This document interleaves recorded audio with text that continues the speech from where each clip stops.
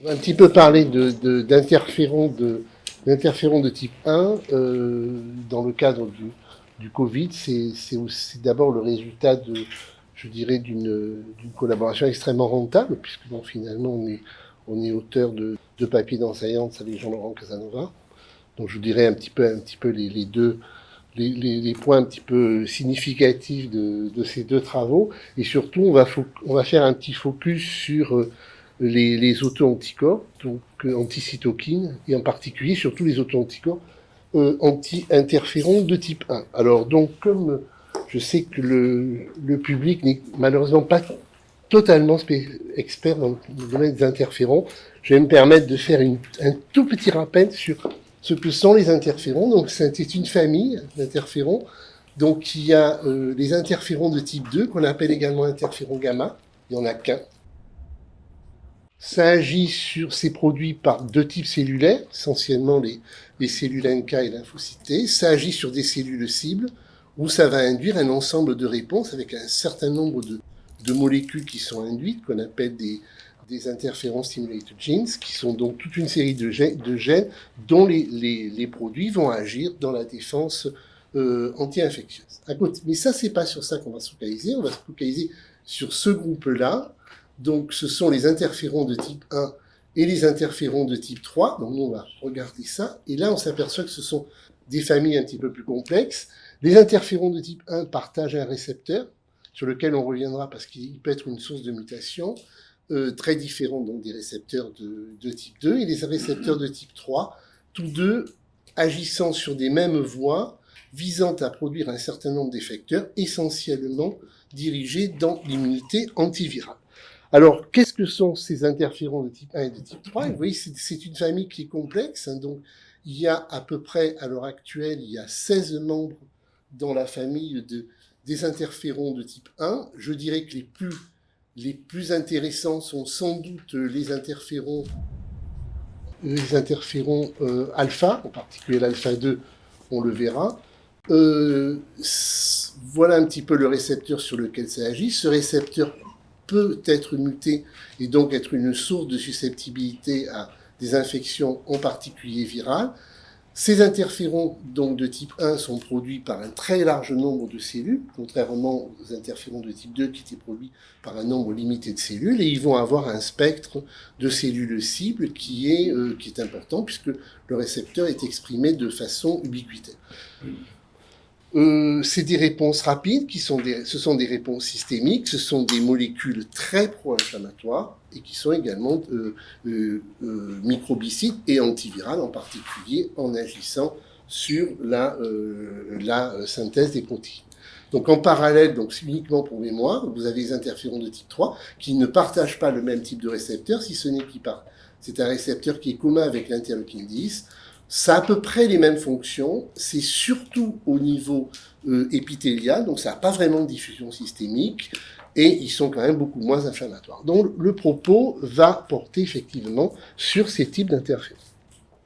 Alors, le premier papier qui a été fait, parti de l'hypothèse, donc au départ, c'est très très tôt, les gens de chez Jean-Laurent Casanova, et je dirais de façon plus générale, les gens de Necker, ont considéré que le Covid était une interféronopathie. Et donc, effectivement, ils sont allés dans cette logique-là, donc en partant de l'idée que certaines mutations donc, dans le récepteur TOLR3, qui est un des récepteurs pour les acides nucléiques viraux, et la molécule IRF7, qui contribue à la synthèse des interférons, eh bien, pourraient être impliquées dans en particulier des formes sévères de Covid-19, puisqu'ils avaient décrit un certain nombre de mutations dans TLR3 et IRF7 qui étaient associées à, je dirais, ces formes sévères d'infection virale, que ce soit dans la grippe, que ce soit dans les infections à herpès virus. Voilà. Donc il y a tout un panel mais c'est souvent des cas isolés, donc on est quand même un petit peu limité pour vraiment tirer une conclusion, mais bon, c'est un champ qui apparaît. Alors voilà un petit peu comment ça se passe. Donc ce récepteur TOLR3, il reconnaît les virus, il va agir sur un certain nombre de molécules intermédiaires, en particulier l'IRF3, l'IRF7, qui va conduire à la production d'interférons, essentiellement des interférons alpha, qui, une fois produits, vont agir sur ce récepteur et donc, du coup, donner de l'interféron bêta. Alors ça, c'est à peu près la séquence. En rouge, vous voyez des sites de mutation importants qui sont associés à des infections virales sévères, donc effectivement TOLR3, IRF7 et aussi IRF9, et vous avez toute une série de molécules qui sont dans cette voie de signalisation et qui sont associées à une susceptibilité aux infections virales, mais pas exclusivement, on va retrouver des infections bactériennes et parasitaires. Donc ce qui a été fait donc, dans ce travail, qui donc c'est un travail qui repose sur du séquençage génome entier et séquençage d'exomes, donc il a été observé donc chez les patients un enrichissement avec certains variants qu'on retrouvait dans la susceptibilité aux formes sévères d'infection à influenza, et en particulier donc la molécule IRF7. On retrouvait la molécule IFNAR1, donc c'est un des deux des chaînes du récepteur des interférons de type 1, et puis des variants monoalléliques sur tous les éléments qu'on vient de voir de la séquence de l'interféron. Donc, à peu près 3,5% des patients avaient un déficit sur un des 8 loci qui étaient des loci associés à la susceptibilité aux infections virales. Et une des conséquences était que les taux d'interférons étaient quasiment indétectables chez un certain pourcentage de ces patients. Donc, la première idée, c'est que des mutations dans les gènes qui permettent la synthèse d'interférons type alpha vont déboucher sur un défaut de production d'interférons alpha, et donc effectivement rendre compte de susceptibilité. Le deuxième élément, c'est pour qu'une cytokine soit indétectable, c'est qu'il peut y avoir aussi des auto-anticorps qui vont effectivement neutraliser cette cytokine, soit l'empêcher d'agir avec son récepteur, et surtout en faciliter la dégradation. Donc c'est le deuxième papier qui s'appuie donc sur une cohorte qui est large, puisqu'il y avait à peu près plus de 1000 témoins, il y avait 900 formes sévères et 700 formes modérées, et donc on est allé rechercher des auto-anticorps dirigés effectivement contre ces interférons de type 1, puisqu'on s'aperçoit que les anomalies dans cette voie peuvent être un facteur de susceptibilité. Alors, qu'est-ce qui ressort de ce travail? Dans les trois groupes, vous avez les sujets asymptomatiques, les contrôles, et vous avez les formes qui sont plus sévères.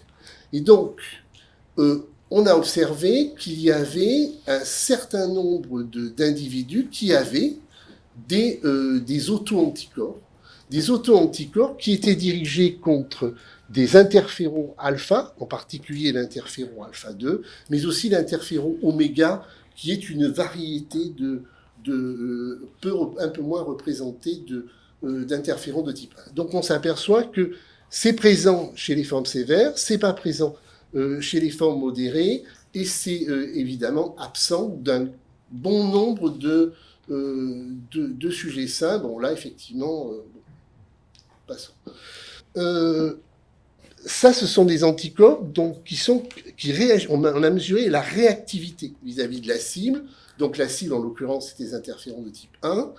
On s'est aperçu aussi que, certes, les interférons anti-alpha 2 étaient les plus importants, mais il y avait quand même une réactivité qui peut être dirigée contre les différents membres de la famille des interférons alpha. Donc ça veut dire que d'un point de vue pratique, si on fait un kit ELISA pan-interféron alpha, eh bien on est sûr de les accrocher, puisque bon, globalement c'est le cas.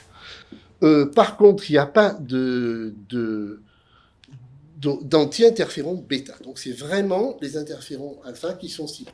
Donc ça a été fait par technique multiplex, ça a été fait par ELISA, ça a été fait par luciférase, et bon, globalement, on retrouve effectivement des individus qui sont positifs. Bon, après, il y en a quand même pas mal qui sont négatifs. Donc dans cette population, la question qui se pose chaque fois qu'il y a un anticorps neutralisant, en particulier vis-à-vis d'une cytokine, mais pas exclusivement, qu'il y a un anticorps, est-ce qu'il est véritablement neutralisant? Donc c'est ce qui a été fait dans cette étude, parce que sinon, il n'aurait jamais publié dans Science, à savoir que donc on prend des cellules, donc on met en présence d'interférons d'interféron alpha, d'interféron bêta, voire d'interféron gamma. On met le sérum et on mesure une molécule qui est une molécule qui traduit la réponse à l'interféron. En l'occurrence, c'est ce qu'on appelle une ISG, donc les interferon stimulated genes, qui est le CXCL10, qui est une chémokine particulière. Eh bien, qu'est-ce qu'on constate? On constate qu'effectivement, et l'échantillonnage est quand même assez faible, on constate quand même que donc chez les sujets qui n'ont pas d'anomalie, eh bien, vous voyez que l'interféron alpha est capable d'induire le CXCL10. On constate que chez ceux qui présentent donc une infection Covid-19, eh bien, ils sont incapables de produire. Donc, effectivement, les anticorps qu'on a sont des anticorps neutralisants. Par contre, on n'a pas d'anticorps neutralisants contre les interférons bêta et les interférons gamma. Alors, ça, c'est un contrôle positif parce qu'effectivement, il existe une maladie auto-immune, hein, donc qui touche l'ensemble du tissu endocrinien. Donc, c'est une maladie auto-immune qui est connue depuis longtemps. Et une de ses caractéristiques, c'est d'avoir des auto-anticorps anti-interférons. Alors, ces auto-anticorps anti-interférons sont associés à un taux qui est effondré d'interférons alpha. Donc là, vous voyez, chez le sujet contrôle, théoriquement, ils n'en ont pas. Ça paraît assez cohérent. Si vous prenez maintenant des sujets qui n'ont pas d'anomalie de mutation au niveau des gènes de synthèse des interférons ou qui n'ont pas d'auto-anticorps, eh bien, vous voyez, la réponse, elle est significative, mais bon, quand même, ça veut dire que dans le sérum, il ne faut pas non plus s'attendre à atteindre des taux absolument spectaculaires, donc on est quand même aux environs entre 20 et 50 picogrammes. Par contre, ceux qui ont des auto-anticorps anti-interférons, eh bien, eux, effectivement, le taux est effondré, et ceux qui ont des anomalies, eh bien, eux aussi ont un taux effondré. Donc, effectivement, il y a une corrélation assez importante entre la présence d'auto-anticorps anti-interférons et la présence des taux bas d'interférons. Alors, il y a un phénotype particulier de ces patients.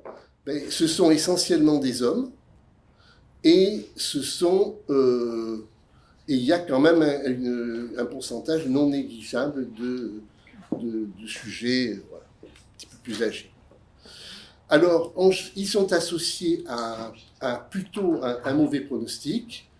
Et ce qui semblerait être intéressant, c'est je dirais, l'approche plus génétique, c'est effectivement ces anticorps antineutralisants seraient présents chez les patients avant l'infection. Ce ne serait pas une conséquence de l'infection, mais créerait le terrain de susceptibilité aux formes sévères de Covid. Alors, histoire de ne pas mourir totalement idiot, il n'y a pas que dans le Covid où il y a des anti-interférons type alpha. Ça, c'est quand même bon à savoir. On en a, bien entendu, chez les patients qui sont traités, ce qui paraît cohérent, puisqu'effectivement, le traitement fait qu'on va fabriquer des anticorps contre les molécules. Donc, on va avoir, c'est le cas. On va avoir, chez les patients lupiques, parmi la masse des auto-anticorps, on a des auto-anticorps anti-interférons qui ne sont pas toujours des auto-anticorps neutralisant, c'est pour ça qu'effectivement l'interféron a un effet pro-auto-immun. On a des anticorps anti-interférons chez les patients justement qui ont des polyendocrinopathies auto-immunes. On a vu un cas et donc il a été rapporté 3 cas de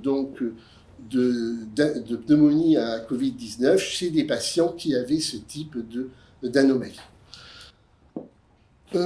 On y retrouve aussi dans certaines formes d'infections, donc dans des infections à pox, et on va les retrouver aussi chez des patients qui ont des déficits immunitaires combinés sévères, où on a une susceptibilité aux infections. Donc vous voyez, c'est quelque chose qui existe, mais les auto-anticorps anti-interférons de type alpha eh bien, font partie d'un des syndromes des auto-anti-interférons. C'est le plus petit groupe à l'heure actuelle, les groupes majoritaires étant représentés essentiellement par les auto-anticorps anti-interférons gamma, anti-IL6, avec une très grande susceptibilité aux infections bactériennes, anti-GM-CSF et anti-TH17. Voilà, c'était ce que je crois que je n'ai plus rien à dire après ça. Voilà. Voilà. Donc c'était un petit peu le point.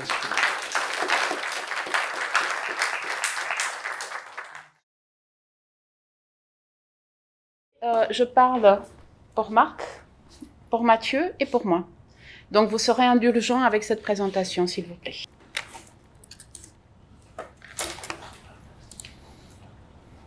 Donc je vais commencer par les diapos de Marc et moi, qui portent sur les résultats qu'on a eus ici. Voilà, donc moi je vais être beaucoup plus simple, je pense, que Jean-Louis. C'est souvent le cas d'ailleurs. Donc ce sont des données qu'on a obtenues dans le cadre de l'équipe de recherche et aussi dans le cadre du projet ANR, et je tiens tout particulièrement à mettre en exergue les étudiants qui se sont mobilisés à partir des premiers jours du Covid, à partir de mars, et qui ont fourni un travail absolument extraordinaire alors qu'on ne savait absolument pas quelle était la gravité de ce Covid. Et finalement qui allait être encore en vie au bout de 2 semaines. Donc, d'abord, qu'est-ce qu'on a sur les prélèvements des patients? Eh bien, voilà ce qu'on a comme démographie. Donc, on a eu un total de 33 patients sévères, parmi lesquels 10 sont décédés, 23 ont survécu, 71 patients modérés, c'est-à-dire hospitalisés en unité conventionnelle, 184 patients avec des formes légères, hein, c'est-à-dire qui ont été suivis en ambulatoire. Tout confondu, on avait 272 patients Covid et on a comparé avec 40 donneurs de sang qu'on a considérés comme des donneurs sains. Le sex ratio était très particulièrement biaisé pour les patients sévères, beaucoup moins pour les modérés et les légers. L'âge était aussi plus important, plus élevé chez les patients sévères, et en particulier chez les patients qui allaient décéder, par rapport à ceux qui avaient des formes modérées ou légères. Et puis, j'ai regardé combien, dans ces différents groupes, avaient un interféron bêta, puisque je me suis focalisée sur l'interféron bêta pour ce séminaire, qui était indétectable, c'est-à-dire inférieur au seuil de détection du kit utilisé.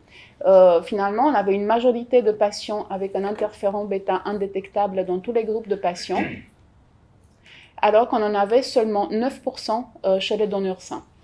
Et les médianes et l'interquartile, vous les voyez ici. Finalement, tout est effondré chez les patients Covid et on a des données différentes chez les donneurs sains. Alors, si on regarde de manière graphique, à quoi ressemblent les données chez les contrôles sains, donc les donneurs de l'EFS, comparés avec les patients Covid, vous voyez qu'on a effectivement la grande majorité des patients Covid qui est totalement effondrée en dessous du seuil de détection, contrairement aux patients, donc aux donneurs contrôle, qui ont dans la grande majorité des valeurs détectables. C'est évidemment très significatif. Si parmi les patients Covid, on sépare selon la sévérité, eh bien, on va avoir des différences significatives de chaque groupe avec les donneurs sains, ce qui est intéressant, mais on s'en doutait quelque part, on l'a vu avant.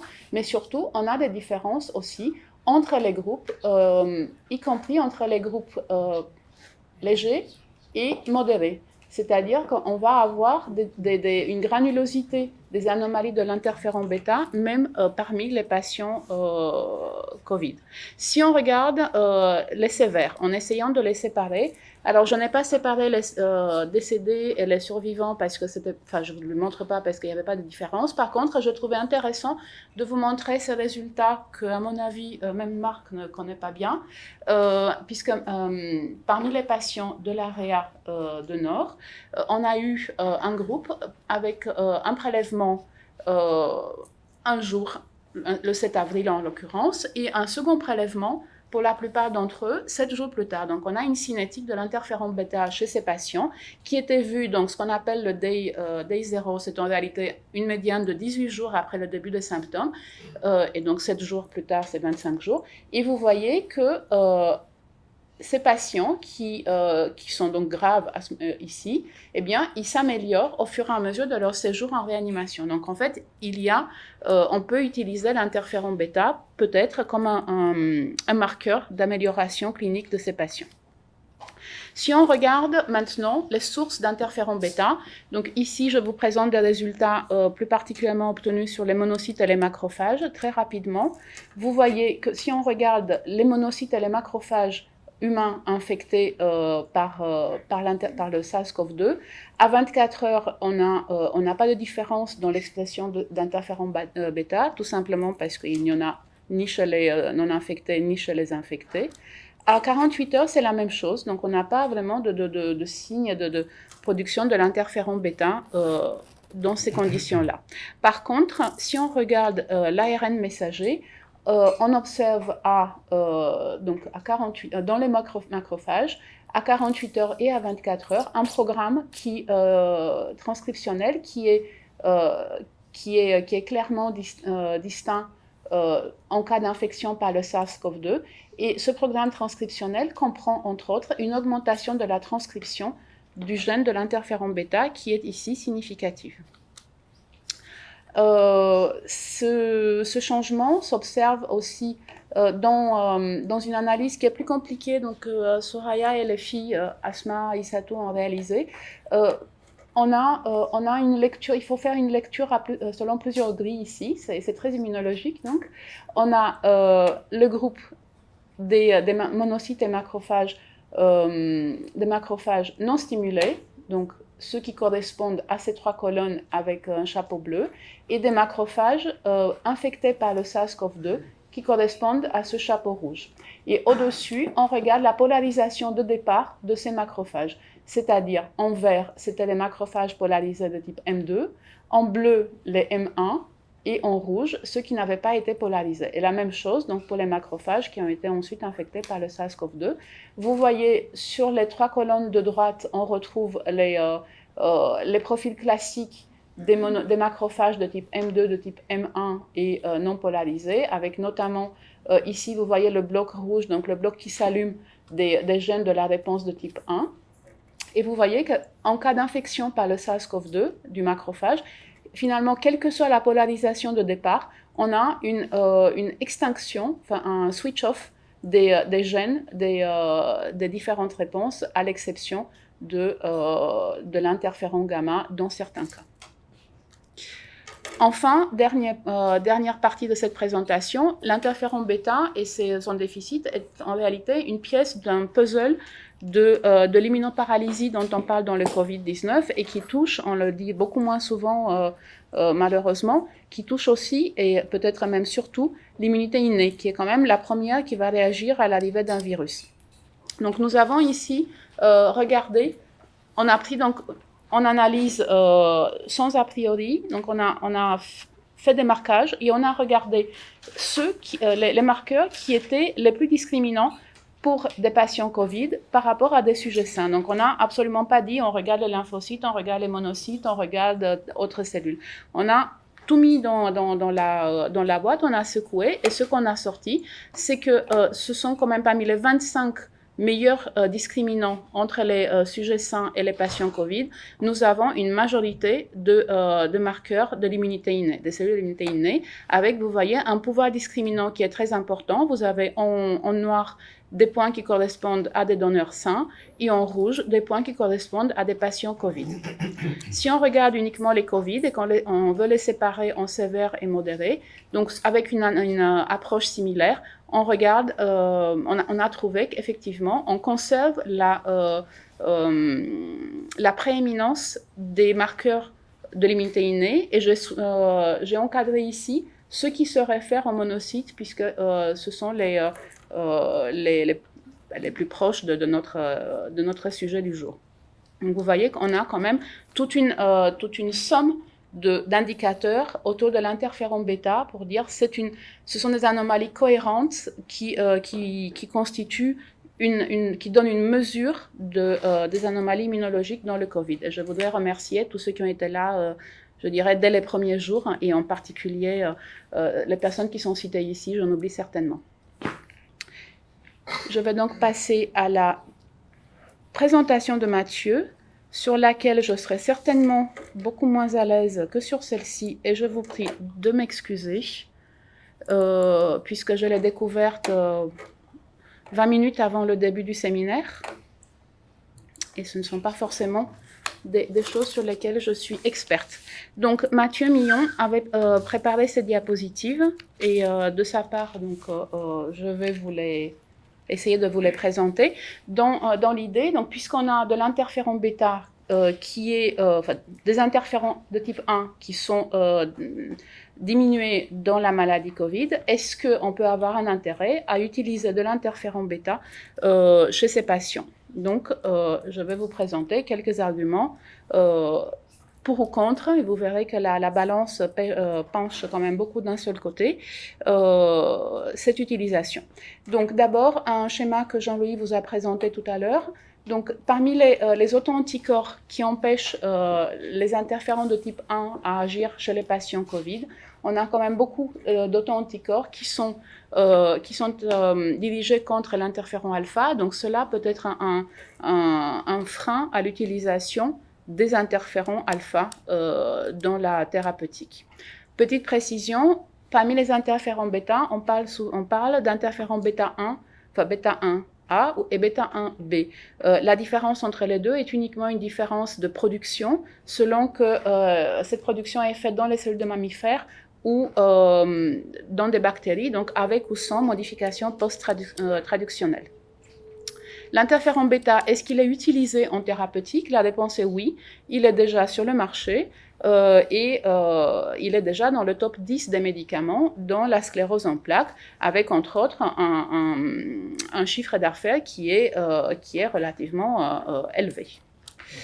Si on regarde sur Google les possibles liens entre l'interféron bêta et le Covid, dès le 18 mars 2020, on a cette information que de l'interféron bêta 1A inhalé est en train d'être proposé à des patients hospitalisés souffrant de Covid-19 dans le but d'augmenter, d'améliorer la fonction respiratoire de ces patients. Donc, ce n'est pas quelque chose qui est sorti avant-hier, mais il y a quand même de solides arguments. Qu'est-ce qui se passe si on regarde donc là un peu plus en profondeur dans la mécanistique de l'interféron de type 1 avec SARS-CoV-2? Eh bien, sur le premier graphe en haut à gauche, on va regarder l'expression des gènes induits par l'interféron en présence ou en absence d'interféron bêta. Et vous voyez que si on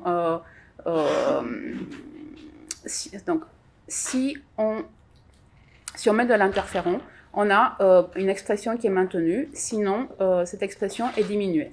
En contrepartie, si on regarde la charge virale, la multiplication du virus, on a une diminution au fur et à mesure qu'on met de l'interféron bêta à des doses croissantes. Du point de vue mécanistique, on commence à avoir quelques idées. On parle de ORF6, ORF8 et d'autres séquences du SARS-CoV-2 qui vont agir de manière directe afin de diminuer la production d'interférons de type 1 des patients, avec même des mécanismes qui commencent à être disséqués. Et ce qui est vraiment très très joli, ce sont ces résultats ici qui sont graphiquement très parlants. Donc vous prenez in vitro des cellules dans lesquelles vous avez déjà fait une infection avec SARS-CoV-2 depuis 48 ou 72 heures. Si vous ne rajoutez pas d'interféron bêta, vous avez une courbe de croissance, de multiplication virale qui est la courbe rouge, donc la plus élevée. Si vous mettez de l'interféron bêta 1A, en fonction de la dose et en fonction du timing, vous allez avoir non pas une inhibition complète de la croissance, mais un délai dans la multiplication des virus. Donc vous avez un effet même sur des cultures où le virus a déjà été produit. Cet effet est donc dose dépendant. Il est similaire à 48 heures et à 72 heures post-infection. Et donc, cela peut inciter à regarder des études cliniques qui commencent à sortir. Donc, une première étude clinique était celle-ci, faite en Iran sur 20 patients, non comparative, c'est-à-dire qu'elle ne compare pas avec un autre groupe, mais elle décrit ce qui est observé chez les patients ayant reçu ce traitement. Le traitement était donc composé d'interféron bêta-1, un jour sur 2 pendant 10 jours, plus ce qui est appelé donc traitement conventionnel, incluant l'hydroxychloroquine et une association lopinavir-ritonavir. Et ce qu'on observe, c'est qu'on a une diminution de la charge virale en 10 jours et une amélioration de l'imagerie après 14 jours. Une autre étude, donc faite à Hong Kong cette fois-ci, avec 2 bras, donc lopinavir-ritonavir, avec l'interféron bêta-1b et avec de la ribavirine, ou alors uniquement lopinavir. Donc dans ce cas-là, le critère de jugement était la négativation de la PCR. Mathieu a bien regardé, il n'y avait pas de conflit d'intérêt évident dans cette publication. Ce qu'il a aussi mis en exergue, c'est que cette phrase montre bien la raison pour laquelle il n'y a pas de groupe placebo, mais on compare deux traitements différents. Et donc, quels sont les résultats? Eh bien, les résultats sont que en ayant 86 patients dans le groupe ayant reçu de l'interféron bêta et 127 dans le groupe contrôle avec un autre traitement, on a une négativation de la PCR à 7 jours par comparaison avec 12 jours dans le groupe contrôle. En clinique, le seul patient qui n'a pas mené le traitement jusqu'au bout était dans le groupe contrôle. Et donc, conclusion de l'étude, l'interféron bêta-1b peut être considéré comme un traitement dénué de risque.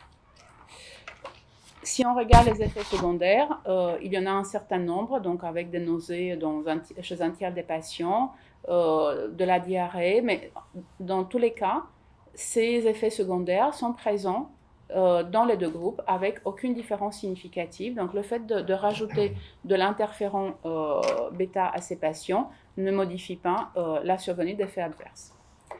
L'évolution clinique, donc quand elle a été regardée, il y avait une amélioration clinique dès le jour 4 après le début du traitement. Donc c'est la courbe rouge, hein, où vous voyez la diminution du score des symptômes, alors que la courbe bleue pour le groupe contrôle reste supérieure.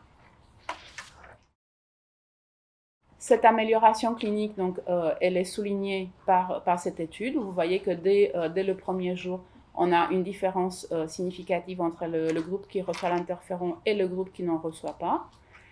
Cette amélioration est aussi visible quel que soit le type d'échantillon, donc que ce soit le nasopharynx, la salive, le pharynx ou un prélèvement rectal. Et puis, donc, la diminution de la durée d'expression était vue pour tous les sites anadromiques étudiés. Et ceci est d'autant plus intéressant quand on ajoute le fait que la ribavirine n'est pas efficace à la concentration donnée. Et donc, cette modification de l'outcome de l'étude peut être attribuée sans prendre trop de risques à l'ajout de l'interféron bêta. Et avec ça, j'ai fini la partie de Mathieu.